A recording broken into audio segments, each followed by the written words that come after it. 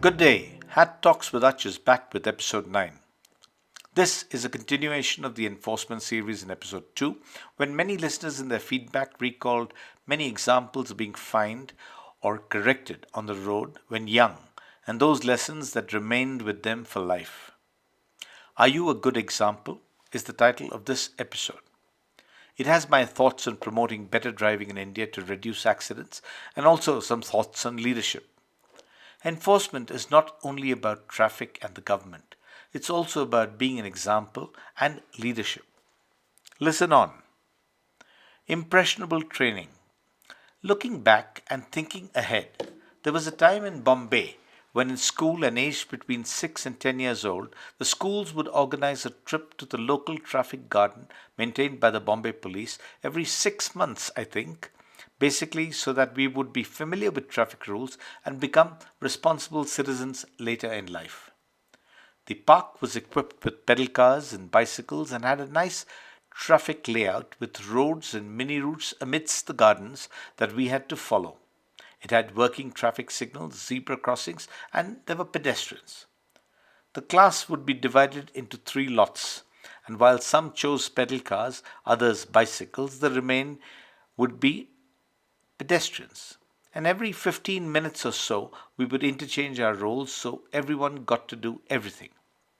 Before starting the exercise, we would be briefed on the rules of the road, including using hand signs for turning. And I think we had a card on which they would note fines and comments while marking us. Remember, we were between 6 and 10 years old only. Then it was go as the traffic light turned green. Traffic would start moving, pedestrians would walk, and the lights would operate. Red, orange, green. Pedestrians crossing only at zebras when their light turned green, vehicles stopping before the stop line, and so on. And as kids, we used to try and race each other while on the track. India at the time had recently been at war with both China and Pakistan, so the park would suddenly simulate an air raid siren, and on hearing it, we were to park our vehicles safely on the side of the road, not at a corner, or a zebra crossing, or a bus stop, and then run to a designated safe place or bunker until the all clear siren sounded. A lot of that still remained with me when I came of age to ride and drive on our roads. I have seen similar traffic parks in Chennai and other cities, and while that's where the basics of road usage are etched into school children for life, are they used anymore as they seem unkempt and overgrown with weeds?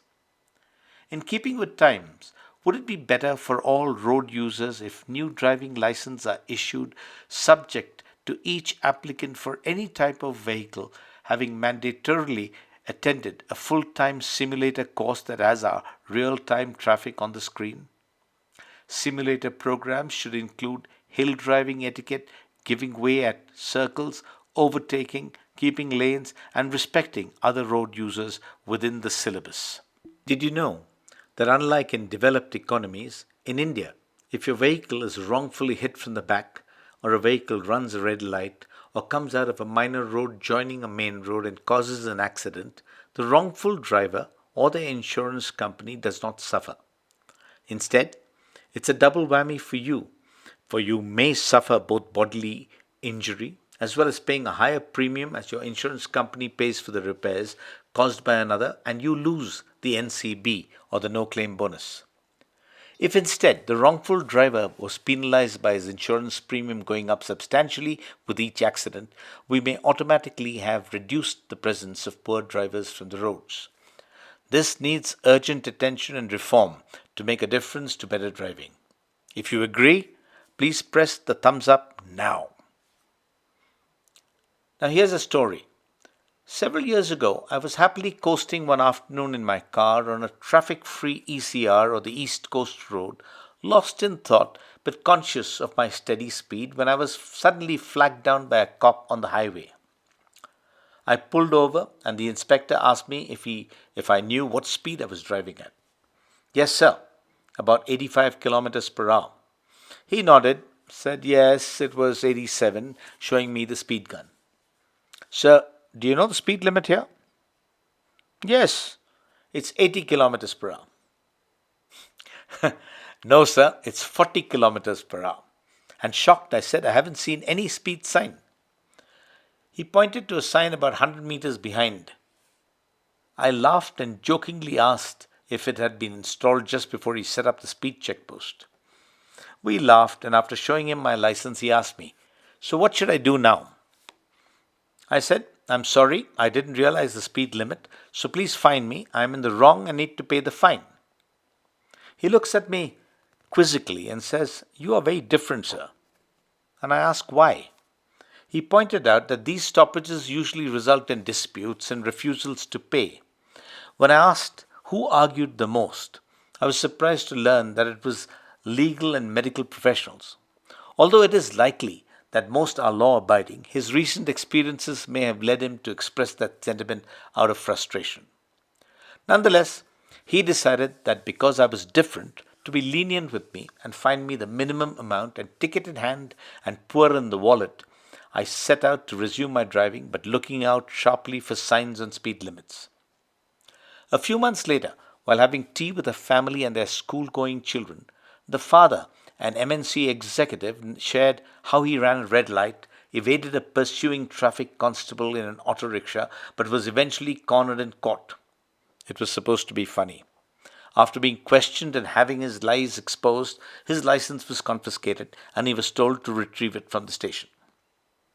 I was aghast, especially since it was narrated in front of impressionable children who at that age think the world of their parents and will certainly attempt to do the same in what they think was a heroic act straight from the films.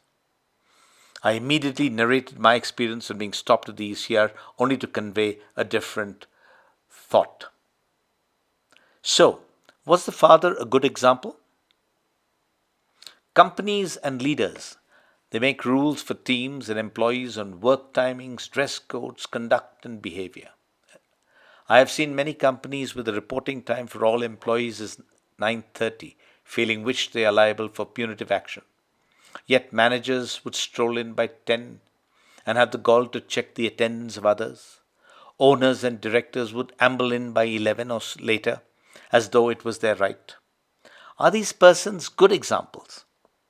In companies that I managed or owned, we had rules, and the office time, dress codes, and acceptable behavior were specific and strictly applicable to all.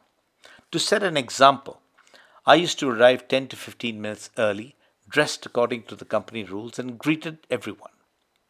Branch officers checked in via MSN Messenger. Within 2 weeks, all local and branch staff consistently followed the rules. Not much effort at enforcement when one leads by example, and no requirements for punitive action. Food for thought? While regional transport officers, RTOs across the country, should reconsider pre licensing training to improve driving standards, citizens must also take responsibility, whether it's properly disposing of a hair strand, a plastic wrapper, or a fruit peel from a moving vehicle, or maintaining lanes on the highway. Similarly, it is equally important for leaders to obey rules that apply to everyone. By consistently setting positive examples, we can influence others and make a lasting difference. What do you think? Till the next episode, happy listening. And while you like, follow, and subscribe as usual, this is Captain Jun signing off.